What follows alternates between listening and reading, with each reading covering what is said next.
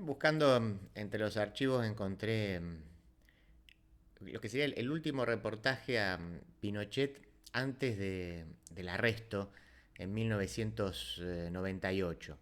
Yo los ubico, a ver, rápidamente en el contexto, pues si no se acuerdan esos detalles. Él, digamos, ya había generado las condiciones, si quieren, institucionales para lograr inmunidad, pero viaja a Chile, viaja, perdón, a Gran Bretaña para hacerse una operación, y ahí aprovecha el juez Baltasar Garzón para lanzar una orden de detención desde España.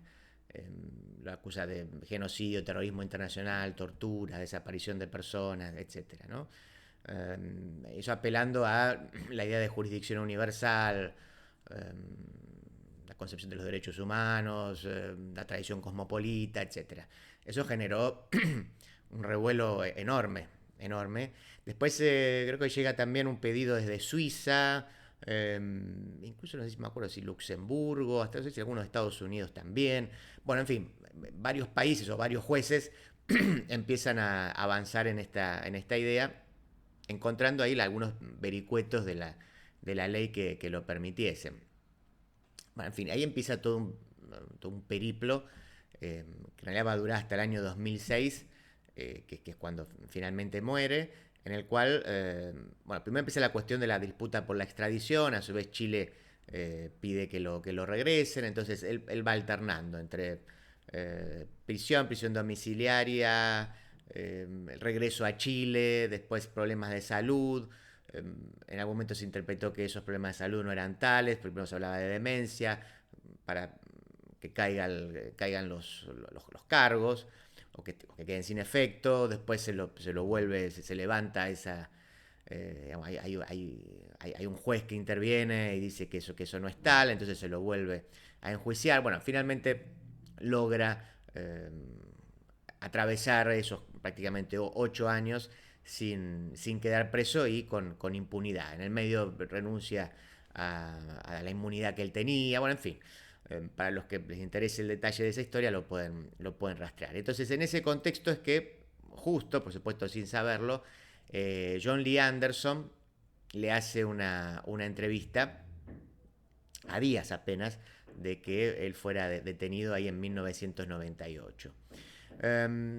Comienza así, dice: yo fui apenas un aspirante a dictador, dijo el general Augusto Pinochet. Siempre fui un hombre muy estudioso, aunque no un estudiante destacado, pero leo mucho, especialmente historia, y la historia enseña que los dictadores nunca terminan bien. Lo dice con una sonrisa irónica. La famosa expresión de dureza de Pinochet se ablandó con la edad. Hoy sonríe más de lo que se enoja y los siniestros anteojos oscuros que solía usar son un recuerdo. Parece un abuelo gentil. Su voz es trémula y áspera, su pelo cuidadosamente peinado con una raya es tan blanco como su prolijo bigote. Tiene panza, usa audífono y camina arrastrando los pies. Un conservador traje gris y una corbata decorada discretamente con una perla reemplazan su uniforme. Algunas cosas, sin embargo, no cambiaron. Dice: la expresión de Pinochet sigue siendo inescrutable.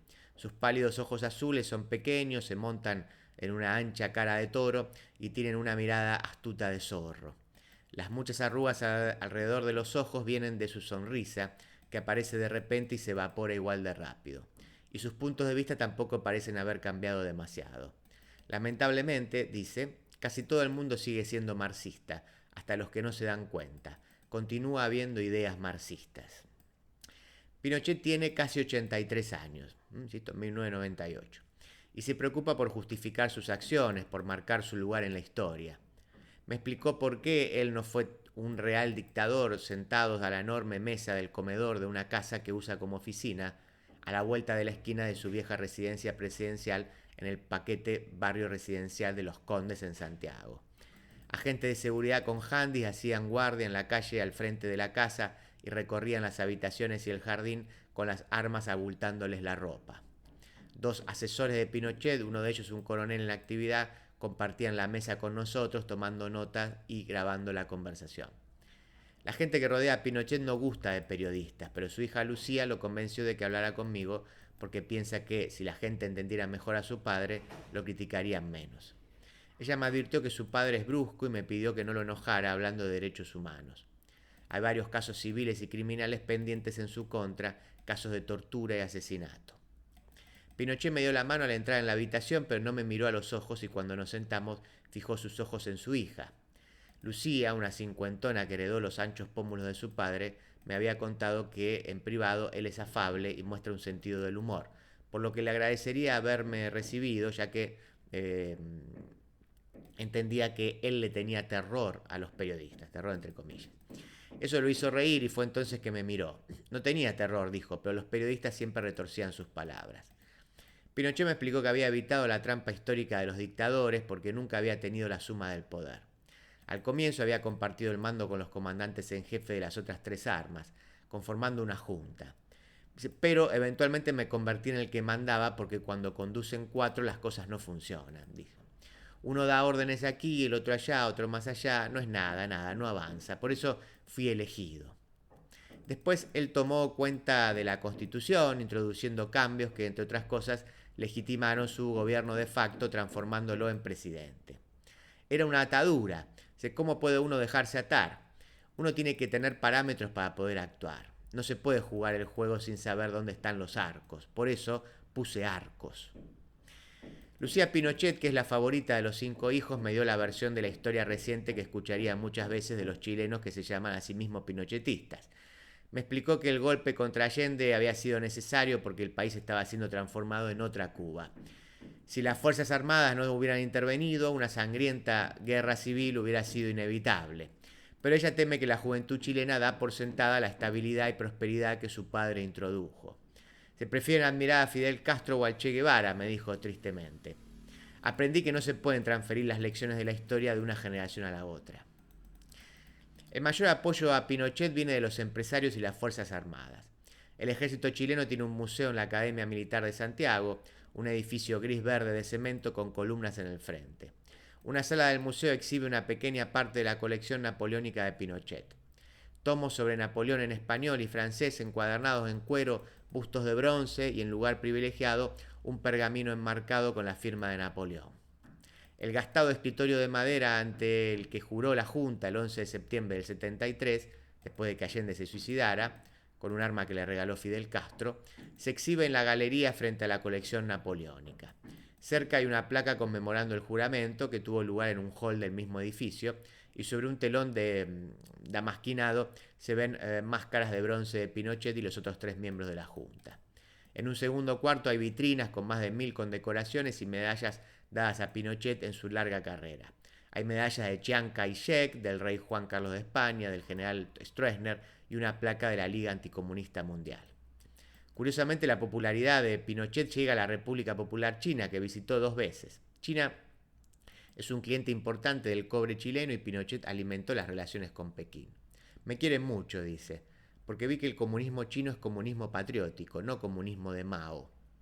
Abrí las puertas al comercio chino, dejándole hacer una exhibición aquí, en la que mostraron todo lo que hacen y vendieron todo lo que trajeron. En sus 2 viajes los chinos lo trataron con gran respeto, dice Pinochet. La primera vez me alojaron en una casa, pero la segunda en un palacio, y me hice amigo del general Chen, un guerrero que luchó en Corea y Vietnam, al que no le gustan demasiado los americanos. Pinochet me miró de costado y sonrió. Mire, dijo el general, yo soy un viejo, ya no tengo grandes ambiciones en la vida, todo lo que hago lo hago por mi país. En este momento siento que tengo que mostrar una actitud de reconciliación, pero no veo una voluntad de reconciliación del otro lado. Lo que Pinochet tenía en mente supuso un arreglo político que lo protegiera a él y a otros miembros de su régimen de las acusaciones por abusos a los derechos humanos.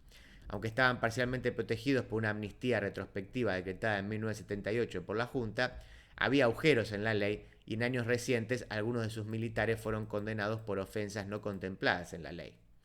Desde que Pinochet dejó el comando del ejército, el número de causas por derechos humanos aumentó. Y recientemente se presentaron cargos en contra suya en 9 causas.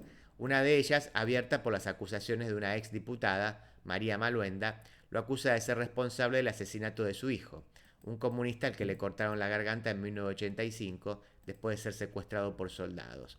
Otra, que lo acusa de genocidio y apropiación ilegal de propiedades, fue presentada por la secretaria general del Partido Comunista, Gladys Marín, cuyo marido desapareció.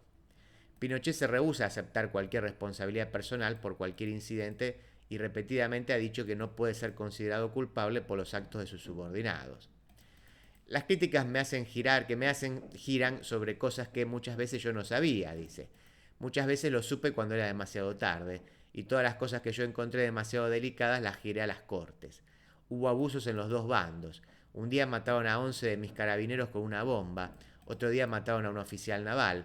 Entonces yo digo, ustedes sufrieron mucho, bien, ¿y mi gente no sufrieron también? Derechos humanos, yo digo que tiene que haber derechos humanos para los dos lados. Pinochet no sabía responder así a las críticas por abusos a los derechos humanos. Hace pocos años, cuando se descubrieron más de 100 víctimas de ejecuciones militares, enterradas de a dos por ataúd en una fosa común, la respuesta del general fue una broma macabra. Quien sea que los enterró así les hizo un servicio a la patria porque ahorró ataúdes. Este tipo de frase hace difícil mejorar la reputación de Pinochet. Va a costar mucho que los chilenos lo vean como una figura paternal, admitió Ambrosio Rodríguez, un ex asesor. Debe ser difícil para él saber que la mitad del país lo odia. Los que apoyan al general dicen que las críticas no son justas. Los únicos perseguidos fueron aquellos que estaban fuera de la ley, dice el industrial Fernán Briones. Para Briones, la mala imagen de Pinochet se debe a la campaña de desinformación organizada por exiliados chilenos izquierdistas. El general Canesa piensa lo mismo. Dicen que Pinochet debería confesar dónde están los desaparecidos, exasperó. Hablan como si el general tuviera un libro, pudiera abrirlo y decir Lucho Zapata, Zapata está enterrado en... ¿Cómo pueden pensar que un jefe de Estado puede saber los detalles de algo así? Pocas semanas después de dejar Santiago me encontré con Pinochet en Londres, donde fue a atenderse con sus médicos. ¿No? Este era el contexto en el que les decía, después fue detenido. Y estaba alojado en uno de los modernos hoteles de Park Lane, los favoritos de los europeos, africanos y americanos prósperos. Lucía Pinochet, que acompañaba a su padre, me avisó que no se sentía bien y había limitado sus actividades en Londres. En unos días iba a internarse para que le revisaran su hernia. Ella esperaba que pudieran operarlo, pero el diagnóstico no era muy positivo. Debido a la edad de su padre, me dijo Lucía, tenían miedo de anestesiarlo. Nadie quiere tomar la responsabilidad cuando el paciente es alguien importante. Pinochet estaba de buen humor y después de hablar un rato se fue a ver, por enésima vez, el Museo de Figuras de Cera de Madame Tussauds. El paseo incluía el Museo Militar y un almuerzo en Fornum y Mason. Compró libros sobre Napoleón y quedó encantado cuando en la tierra Barberry el vendedor lo reconoció y lo trató cortésmente. A la mañana siguiente, tomando café en el lobby vacío de su hotel, le pedí que me aclarara exactamente qué quería decir cuando me dijo en Santiago que esperaba un gesto de reconciliación de parte de la oposición en el Senado. La reconciliación debe venir de los dos lados, dijo. Sí, pero ¿qué tipo de gesto espera usted? Pregunté. Un gesto, gritó ásperamente. Cuando le repetí la pregunta explotó. ¡Que paren con los juicios! Hay más de 800, incluyendo casos que están terminados, pero que vuelven a abrir. Siempre vuelven a las mismas cosas, dijo Pinochet. En los últimos 20 años, cientos de casos fueron presentados contra miembros de las Fuerzas Armadas y de la inteligencia. La mayoría fueron cerrados y Pinochet nunca apareció ante un juez. Por eso, esto puede cambiar. Lucía Pinochet me contó que en la investigación judicial sobre la muerte de 4 hombres después del atentado contra su padre en el 86 había aparecido nueva evidencia. Ahora parece que fueron asesinados y no muertos en un enfrentamiento, que es lo que le dijeron sus hombres, dijo. Ella me explicó que estaba presente cuando su padre recibió el parte de lo sucedido. Pinochet preguntó ¿qué pasó con nuestros hombres? Y la respuesta de su subordinado fue no hubo bajas, mi general. Según Lucía, Pinochet se mostró sorprendido y preguntó ¿ninguna? La respuesta otra vez fue no. Lucía le dijo a su padre que la historia sonaba sospechosa, pero él se encogió de hombros y le dijo, bueno, es lo que ellos dicen, y eso fue el fin de la historia. Lucía me dijo que me contaba esto para que entendiera que su padre había sido dañado por sus oficiales que lo habían aislado y no siempre le decían la verdad de las cosas para quedar bien o para cubrirse. Siempre la había frustrado, dijo, según él, siempre parecía creerles más a sus asistentes que a ella. Con su estilo de hija cariñosa, Lucía me quería hacer creer que su padre era culpable solo de ingenuidad, de quererles demasiado a sus hombres. Lucía me confesó que esta visita de su padre a Londres bien podía ser la última. Sus problemas físicos se agravaban, además las cosas en Londres no eran las mismas, la gente no lo reconocía más, el vendedor de Barberry era una excepción. Ella solo esperaba que se sintiera lo suficientemente bien, después de sus exámenes médicos, para ir a París a visitar la tumba de Napoleón. La historia y la fascinación de Pinochet por la historia figuraron prominentemente en nuestras conversaciones. Él expresó su admiración por Napoleón y por los romanos y también discutimos a Fidel Castro, a quien parece respetar por luchar por sus ideas y también por su nacionalismo. Respecto de Mao, Pinochet también se mostró curiosamente acrítico. Me describió su visita a la tumba de Mao con la voz reducida a un murmullo dramático. Me llevaron a un templo inmenso, ¿cómo decirle? Como el Congreso en Washington. Allí cada día miles de personas le llevan flores a Mao, pero Mao no está allí. Mao está en un segundo templo más atrás, en el que las paredes son de mármol negro. En la mitad está el catafalco de Mao.